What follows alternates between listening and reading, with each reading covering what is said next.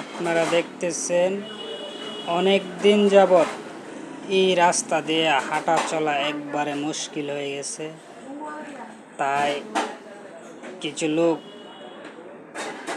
এই রাস্তাটা পাকা করতেছে। এই যে দেখেন কাদা লেগে গেছে, প্যাকের কারণে এইসব রাস্তাটা চলা খুবই মুশকিল। গাড়ি ঘুরিলে একবারে বাসায় যাওয়া যায় না। তাই কিছু মানবিক লোক এই রাস্তাটা একটু মেরামত করতেছে। এটা সরকারি রাস্তা, তাহলে আমরা চাই এটা সরকারি রাস্তা, এটা পাকা হোক। তাই কিছু লোক মানবিক লোক রাস্তাটা নিজ দায়িত্বে পাকা করতেছে। এই যে দেখেন রাস্তাঘাটের কি অবস্থা, গাড়ি ঘুরি এসে একবারে লেগে যায়। তাই কিছু লোক নিজের দায়িত্বে এই রাস্তাটাকে সুন্দর করতে চেষ্টা করতেছে। তাই আমরা যত জনগণ আছি সবাই ওনাদের পাশে দাঁড়াবো। দাঁড়িয়ে যে আমাদের এই রাস্তাটা হাই রোড, এটা আমরা সুন্দর করতে সবাই চেষ্টা করব। তাই আমরা চাই সকলে মিলে এই রাস্তাটা যাতে হয়ে যায়। হয়ে গেলে আমাদের পাবলিকের অনেক উপকারে হবে। একবারে প্লট পাক্কা হচ্ছে, আজকে ঢালাই দেওয়া হয়েছে। আপনারা সবাই যে যেখান থেকে দেখতেছেন অবশ্যই লাইক করবেন।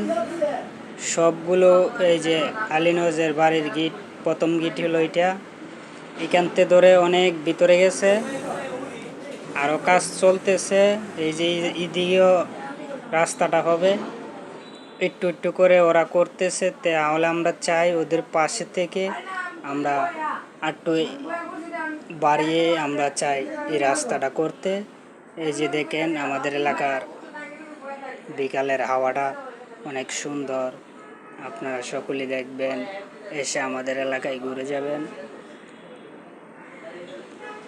আমরা চাই আমাদের এলাকার ভিতর যত ভাঙ্গাচোঙ্গা রাস্তা আছে সব কিছু যাতে অ্যাকুরেটভাবে থাকে, তাহলে আমাদের এলাকারও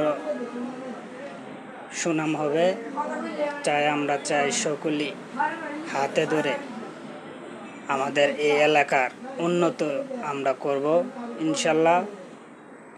আপনারা সবাই যারা এই রাস্তাটা করতেছে সবারই, যারা যারা জড়িত আছে সবার জন্য দোয়া করবেন, যাতে ওরা, এইটা হলো হাওড়া গাছ, এইদিকে রাস্তাটা একটু এগিয়ে নিয়ে যেতে পারে।